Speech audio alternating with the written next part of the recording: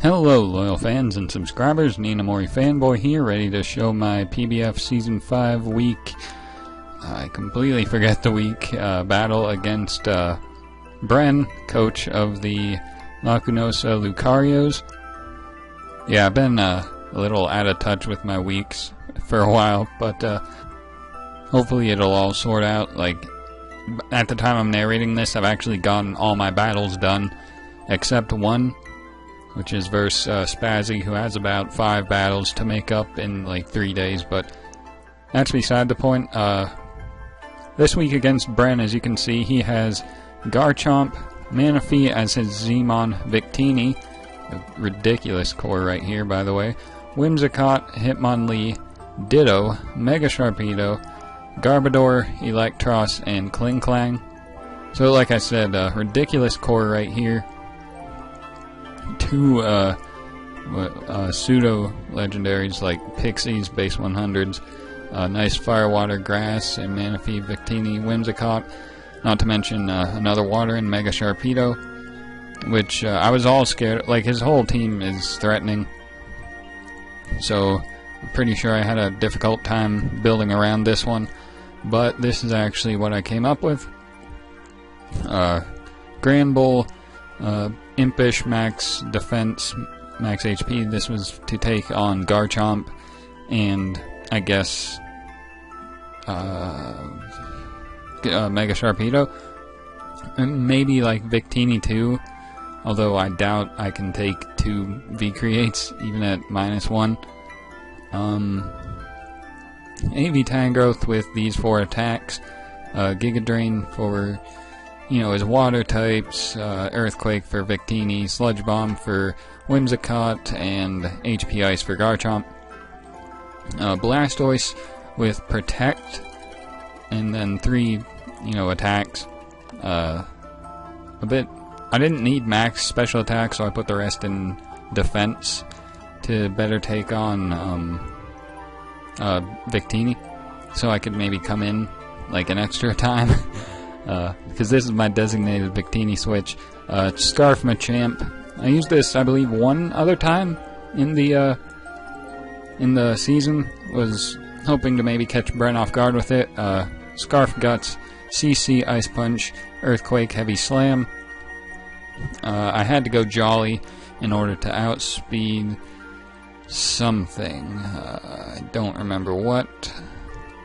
I guess his fastest thing is Mega Sharpedo. If he didn't protect, or maybe Whimsicott, one of them. I definitely wanted enough speed for Whimsicott, that way I could hit it with a heavy slam, take it out. Colberberry Latios, this is specifically for the Mega Sharpedo, to just hit it with a Thunderbolt, that way it doesn't, you know, run through my team. And then finally, the last member you can't see is a Sash Nidoqueen with Stealth Rock, and then 3 attacks. Timid. No, wait, am I modest? I can't tell. I'm modest. Max special attack and speed. But the thing about this is I wanted to get up rocks immediately to pressure things like Victini, and his only spinner I could see was Hitmonlee. So I felt rocks and even Toxic Spikes might be nice. But I prioritized rocks over, or the 3 attacks over Toxic Spikes, you know, just to hit his team. So, yeah, there's that. And with that, we can get into this replay. Bren admiring the fact that I always bring Granbull, but looking at his team, I see no Hitmonlee, so no hazard removal. No Mega Sharpedo, which I thought was weird. Everything else I felt, you know, decent against. I guess Whimsicott was the most threatening thing I felt. That's a complete lie. I mean, he's still got these 2 plus this. Even these 2 are threatening. So let's just get the battle started. He leads with the Whimsicott as I lead with Nidoqueen. I felt this wasn't too bad because actually I was a little concerned because I felt he might U-turn here, but I stayed in anyway and just went for my rocks. I didn't want him to U-turn and just break my Sash for free, but I didn't have an alternative. Like, if I switched out and he U-turned, he would just get initiative anyway. So I figured I would just risk this, but fortunately he doesn't U-turn, so I figured he didn't have it, and I would just get up my rocks for free right here. I didn't know why he went out to Electros on a ground type, so I think I actually stay in, and no I don't. Okay, I switch out to see if he maybe had something weird. He goes for Dragon Pulse on my AV Tangrowth, doing respectable damage considering non-stab AV and all that. Now here he goes for Charge Beam, and now it's getting a little scary, as a crit Giga Drain only did 33, so yeah, this is really starting to get spooky. I think I go back out to my Nidoqueen soon, like very soon, because he reveals the Flamethrower. I mean, Flamethrower I guess I should have expected, but I didn't expect it to do as much as it did. But then again, he is at +1, so I guess I should have calced, but I didn't. By this point, I was just confused as to why he brought it in on Nidoqueen to begin with. But speaking of that, I think I go out to it now again. Yep, as he Dragon Pulses again, expecting that. And I just Sludge Wave for not a 2-hit KO, as he's able to take me out with HP Ice. So here I just go into my Latios and I believe click Serve to knock it out. Not revealing my item, maybe have him think I'm Choice Locked. Or Psychic is better, because that at least threatens the Whimsicott, but he unfortunately goes out to it anyway. So I'm in a bit of a weird situation right here. I can go out to Tangrowth, which I believe I do, despite me kind of needing it for Manaphy, maybe Garchomp. As he goes for Moonblast, only doing 17, and getting a special attack drop, which is unfortunate, but nothing either of us can do about it. I'm just going to fire off a Sludge Bomb, in case for whatever reason he decides to stay in. But here he actually reveals the U-turn. I didn't think he had it. I thought he might be like... I didn't know what he was. I just didn't think he had U-turn because he didn't go for it turn 1. But he might have just been fearing me to be Scarf Nidoqueen. And, I would hit him before he could U-turn. So that made sense, but... like I said, I wasn't expecting it. So this Garchomp comes in, takes effectively nothing from the Sludge Bomb. Do I get a poison? I do get a poison. So again, nothing either of us can do about it. I think I had HP Ice on that, but I didn't go for it. I just go out to my Granbull on his SD. Now I calced this to make sure I could live an Iron Head at effectively +1, and I was, so I decided to stay in and just go for Ice Punch.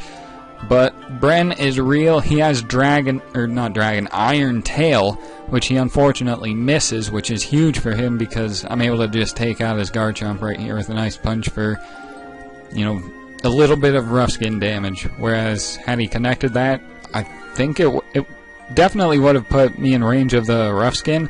It might have even flat out killed me, so I might have not even been able to take out his Garchomp. Either way, that's huge for him. But, again, nothing either of us can do about it. Here, he just goes out to Manaphy, I think. And I thought about staying in and just attacking this. Because Granbull, it could be nice, maybe, for wearing down Victini. But I was worried that since I'm defensive, I won't be doing a lot of damage. And he'll be able to set up potentially 2 Tail Glows. And that's just no good. Especially if he has the option to set up a Rain Dance alongside that. Z-Rain Dance is banned. Okay. I knew in the back of my mind he's Z, right? I was fearing in the back of my mind a potential Z-Rain Dance and then him outspeeding my Latios, but Z-Rain Dance is banned. And I was also fearing Sub-Zero Slammer, which I'll explain later. Here I do go out to my Tangrowth as he Tail Glows, and here is where I'm gonna predict the Sub-Zero Slammer and sack my Granbull. And he actually reveals to have the Sub-Zero Slammer and take out my Granbull. And now I'm able to, shrug off the +3 Ice Beam. I thought actually, about this play because I can't OHKO him with Giga Drain, and I was worried that after I recover HP with Giga Drain, I wouldn't be able to survive another Ice Beam.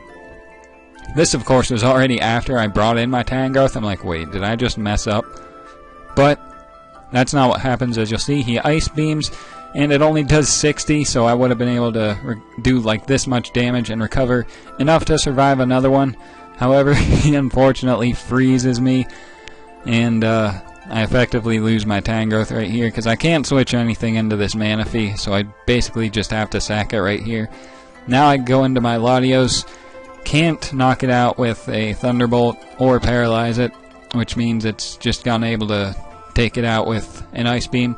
Now I gotta go into my Machamp, reveal that I'm Scarfed, and the only thing I have to take this out is, unfortunately, Close Combat, which I'm gonna have to go for. Drop my defenses, in addition to, like I said, revealing that I'm Scarfed. He actually goes Victini here, which I didn't understand because he takes the rocks. I'm most likely gonna switch anyway out to my Blastoise because I'm -1 and I'm locked into a not very effective attack against him, though it might have 2-hit KO'd. I'm not sure. You're gonna see he actually sets up this turn, so it kind of worked out for him anyway, but I don't see why he didn't just go out to Whimsicott. But as you see, he worked up, and his +1 Psychic is going to be able to do a significant chunk to my Blastoise as I take it out with a Scald. And here he can go into Whimsicott, and I didn't know what to do here. I thought, well, first I Protect as he goes for the Energy Ball, revealing it. And here I thought about going hard into my Machamp. I am still at full health, apparently. Yeah. So I thought about doing that and then just firing off a Heavy Slam, but I didn't know if he would predict that and go for Moonblast and then, you know, put all that in jeopardy. So I just stay in, you know, risking that. But he does just go for Energy Ball again, and my play here is to just Heavy Slam in case he stays in, and then maybe if he locks himself into Close Combat after some drops, I can maybe it'll be a speed tie provided he's Scarf Ditto, and then like I said, after Close Combat drops, which he'll likely lock himself into, maybe I can have a chance. But as you'll see, he goes hard into his Ditto right here, as I only do 20%, which is absurd damage, by the way. As you'll see here, he wins the speed tie, gets off a huge Close Combat, as I retaliate with a Heavy Slam, only doing 7% more after -1. That is ridiculous. As I think I actually win the speed tie here, but it doesn't matter because he's able to live, get his second Close Combat off, and knock me out, and that's going to be good game. Some unfortunate hacks on both sides, but we don't complain about hacks around here. So, yeah, like I just said, good game, Bren. Actually, this didn't affect my playoff contention at all. I was already eliminated, as you can say, after the week before this. Had I won that week and this week and the next week, I think I would have had a chance, but after losing that week, I was eliminated. Then after losing this one, it's like, you know, it doesn't affect anything. Basically just for fun, so unfortunately I wasn't able to pull through in this game, but it is what it is. I do have one more battle to narrate after this, so I'm gonna get going. Thank you for watching, and have a good day.